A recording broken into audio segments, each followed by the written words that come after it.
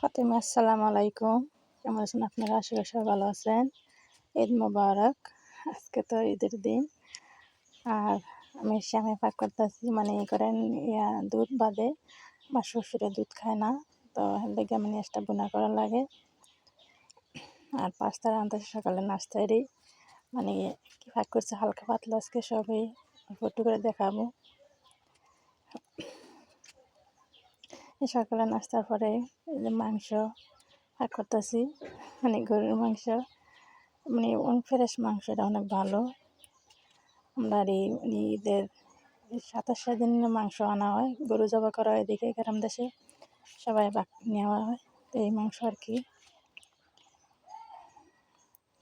আর আমার আম্মুর ওদিকে অনেক দুষ্টামি করে, ওর লোকে বেশি একটা ভিডিও করতে পারি না, অনেক দুষ্টামি করে আজকে, মানে পরে অনেক ব্যথা হয়েছে আমার আম্মু। ছোটো বাচ্চা কিছু বোঝে না, মানে দৌড় দিছে আর পরে গিয়া অনেক ব্যথা হয়েছে। এদিকে রান্না বাড়া শেষ, তারপরে দেয়া আমার আম্মু দুপুরে আইসে কিছু খাইতে, মানে খাইতে পারতেছে না, যে দাঁতের এদিকে কাটতে গেছে গা, মানে গরুর মাংস পোলাও এটি ফাঁক করছে, বেশি একটা দেখাই নাই, মানে বেশি কিছু ফাঁক করিনি আজকে। আমার শ্বশুর আবার এক জায়গায় দাওয়াত ছিল, শ্বশুর শাশুড়ি আমরা আর কি।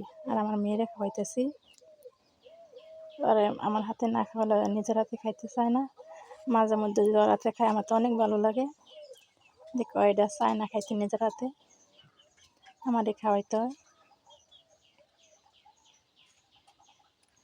অনেকদিন পর নিজের মন মতো করে খাওয়াতে পারছে আমার আম্মুরে। আর হয়তো আর স্বাস্থ্যবন্ধে পাইয়া অনেক খুশি, আনন্দ করতেছে। মানে আর একটা ড্রেস ছিল লাল, আর দুইটা ড্রেস পরে রয়েছে লাল, আর খালামণি দিছে এটা, আর আমি যেটা দিছি এটা খুলে লাইছে। সকালে একটা পরছিল আর পরে আর একটা পরছে। বেশি বড় করলাম না, ভালো থাকবেন আপনারা সবাই, আল্লাহ হাফেজ।